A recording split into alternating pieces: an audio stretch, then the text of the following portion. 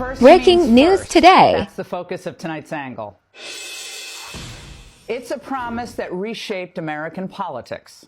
I will share with you my plan for Action for America. Our plan will put America first. During every single day of the Trump administration, I will very simply put America first.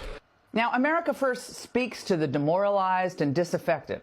Trump knew what Americans had done. They'd grown sick and tired of sellout politicians in both parties.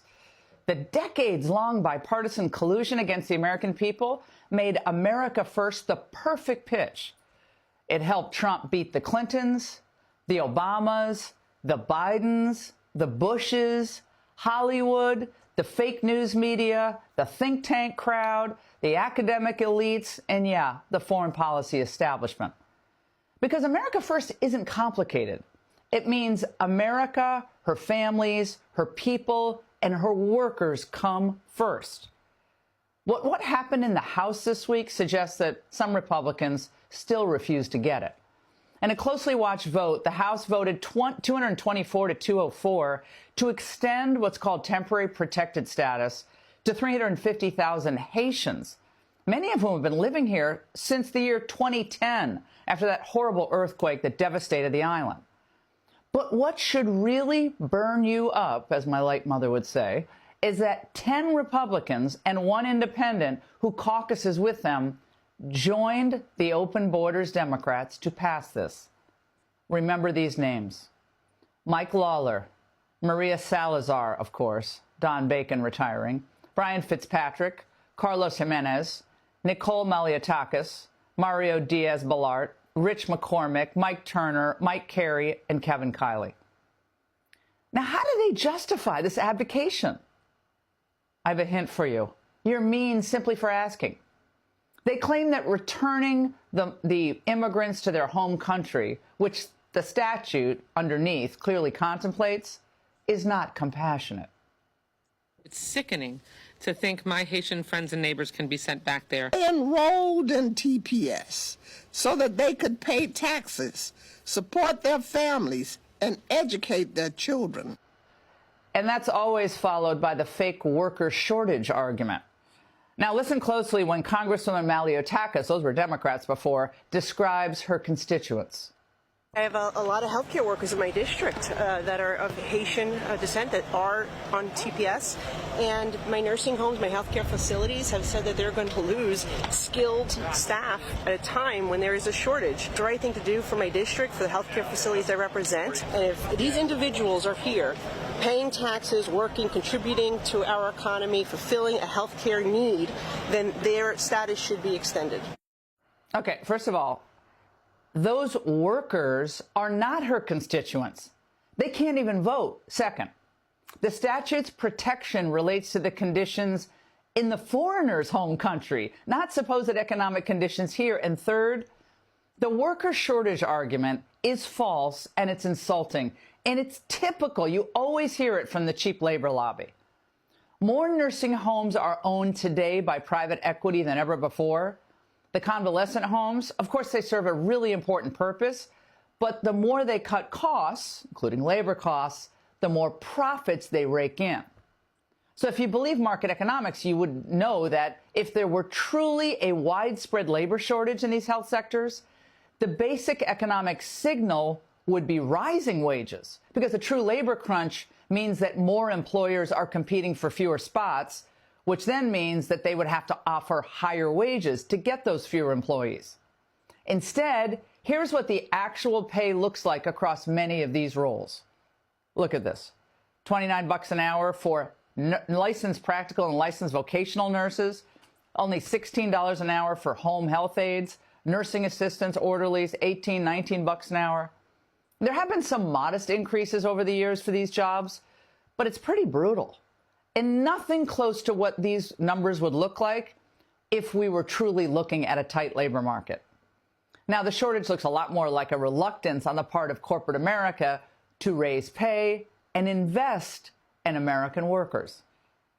Pay higher wages, be mindful of job burnout conditions, and it's burnout in a lot of these sectors, and you will have a much bigger pool of native-born applicants. It's also important to remember that the program at the center of this debate, again, the Temporary Protected Status, or TPS, was created back in 1990 as a short-term humanitarian tool for extraordinary circumstances, such as another nation's armed conflict or true natural disasters. The DHS secretary has the authority to declare the countries eligible for this TPS relief, so El Salvador was the first country to benefit. But in practice, it's turned out to be de facto permanent amnesty. In the case of the Haitians, the TPS benefit has already been extended 3 times. It is a total scam at this point. And during that same period, the United States has provided billions in aid to help Haiti. So the obvious question becomes this. Since TPS has been treated as permanent, why isn't it being debated as such?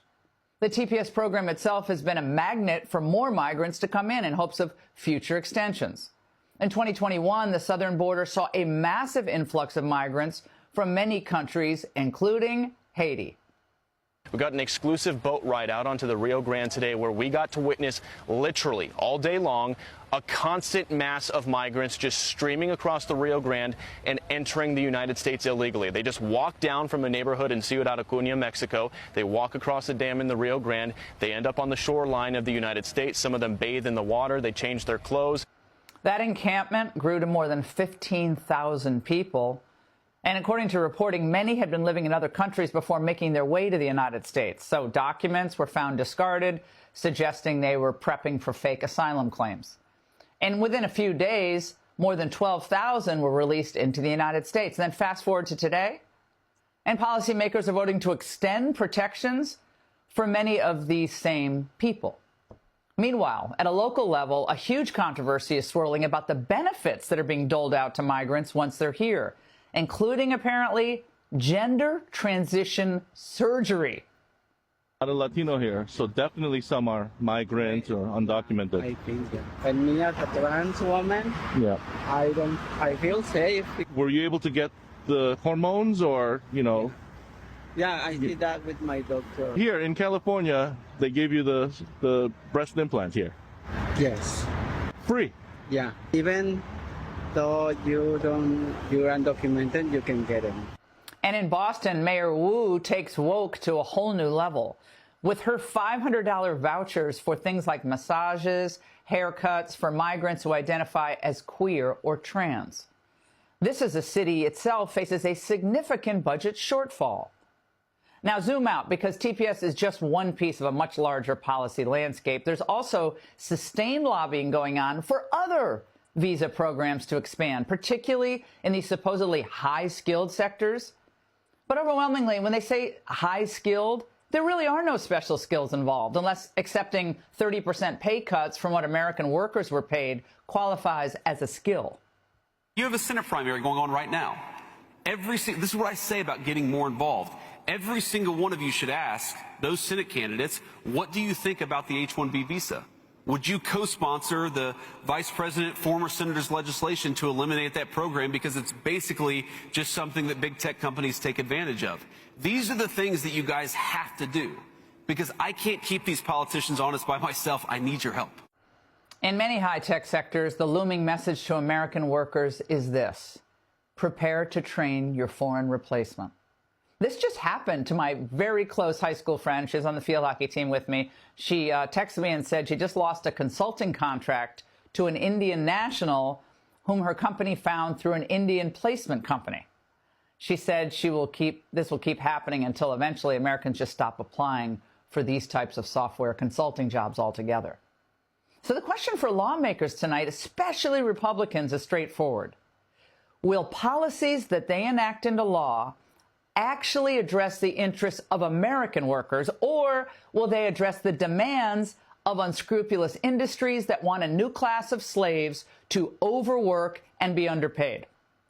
The answer will determine the fate of the midterms and beyond. Young workers are looking for a decent shot at a productive and happy future. Older voters, I think they just want things to calm down. The president has already been masterful at stopping the flood of asylees at the border. Now is not the time to undermine that progress with backdoor amnesties or visa expansions. The principle, my friends, is simple. Temporary should mean temporary, and America first should mean Americans first. And that's the angle. Be sure to like and subscribe for all the Fox News latest on YouTube and catch full shows streaming now on Fox One.